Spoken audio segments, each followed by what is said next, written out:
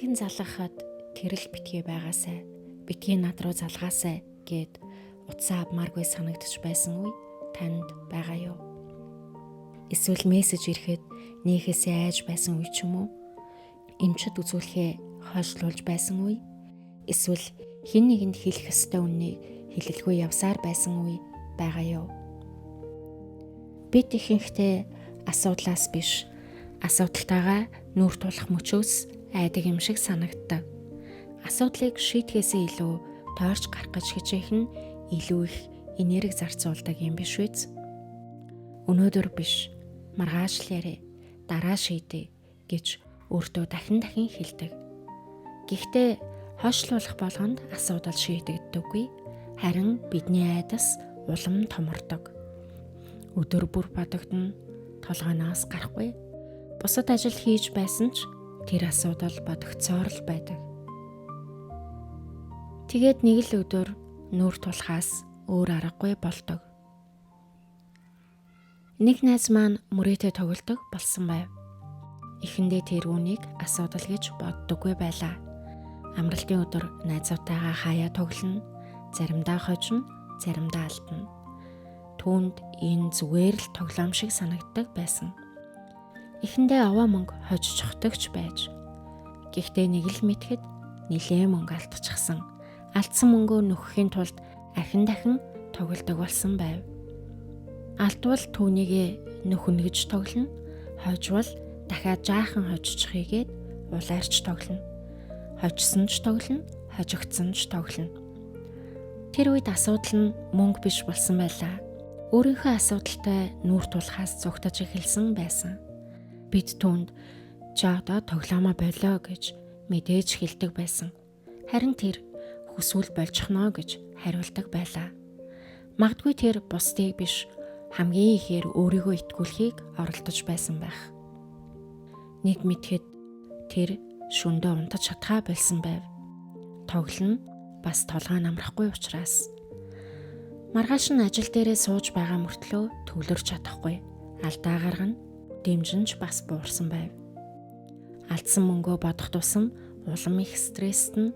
Тэр стрессээ хамгийн ойр байгаа хүмүүстэй л гаргана. Гэртээ ууртай, ажил дээрээ ч тайван биш. Санхүү нь авах юмгүй дордлоо. Урд нь төлөвлөж байсан аяллаа цуцалсан.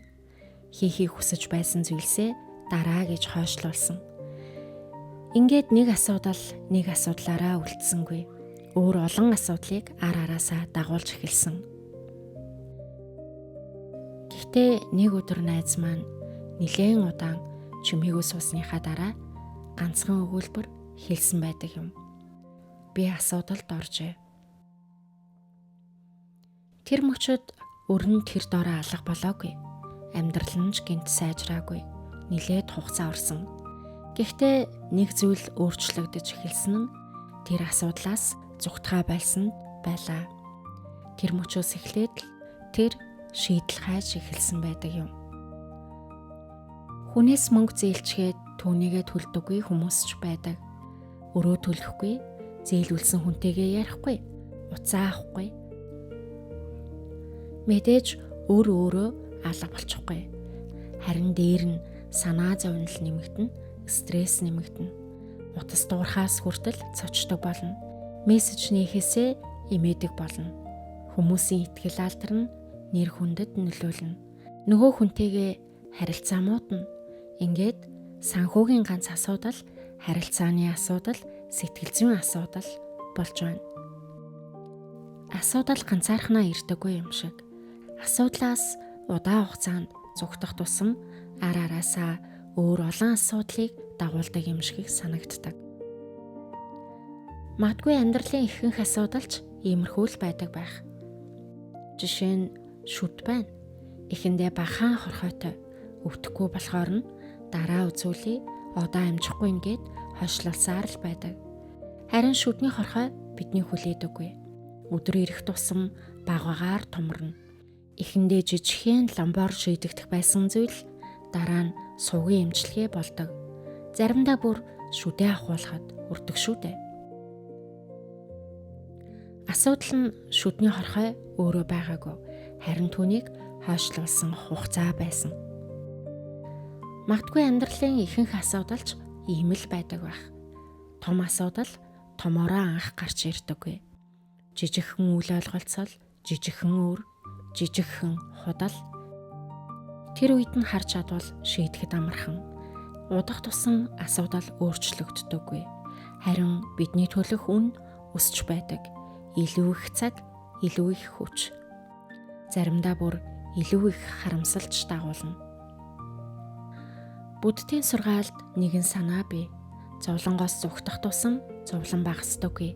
Харин түүнийг байгаа чигээр нь харж хүлээн зөвшөөрөхөөс өөрчлөлт эхэлдэг. Үүнтэй төстэй санааг Ryan Holiday номондоо бичсэн байдаг.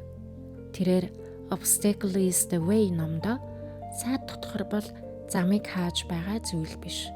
Заримдаа өөрөө зам нь байдаг. Магадгүй бидний хамгийн том алхам бол асуудлаа шийдэх биш. Эхлээд надад асуудал байна гэж хүлээн зөвшөөрөх явдал байх. Учир нь нүүр тулахгүйгээр асуудлыг шийдэх боломжгүй. Энэ подкастыг сонсож байхдаа хэн нэгэн санаанд ч орсон уу? Эсвэл авахаас зайлсхийдэг дуудлага, хайлширдаг уулзалт, эсвэл удаан хугацаанд хойшлуулсан ямар нэг ажил. Өнөөдөр бүгдийг нь шийдэх шаардлагагүй л дээ. Гэхдээ яагаад түүнээс зүгтах ёстой гэж? Асуудалтайгаа нүүр тулсан мөчөөс л шийдэл эхэлдэг. Харин чиний хувьд яг одоо хамгийн түрүүнд нүүр тулах хэрэгтэй ямар асуудал байгаа вэ? Энэ үдшийг та сайхан өнгөрүүлээрэй.